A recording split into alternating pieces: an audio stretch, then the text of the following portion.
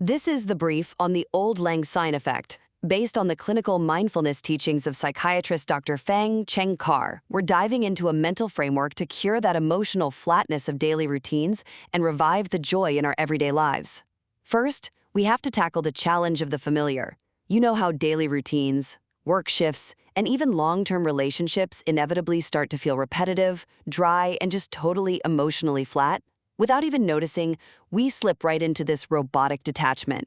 It's kind of like watching a TV rerun where you already know the ending. It completely drains the color and suspense out of your day. Second, we've got the antidote, which is the Auld Lang Syne Effect. Basically, this is the practice of imagining that this exact moment, this specific conversation, or this ordinary meeting may never happen again in the exact same way. It connects directly to the Japanese cultural concept of Ichigo Ichie, meaning this one time, this one meeting, which really highlights the deeply unrepeatable nature of a moment. Finally, we get to the transformation. Applying this effect actually cultivates a beginner's mind. By viewing our tasks and relationships as fleeting and unique, we avoid letting our expertise or familiarity harden into this awful spiritual rust.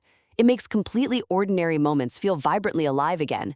It really makes you wonder, does gaining expertise actually require us to become emotionally frozen? Or is staying open and curious the true mark of mastery? So savor the present moment by keeping the Auld Lang Syne effect in mind and treating today like it is entirely unrepeatable.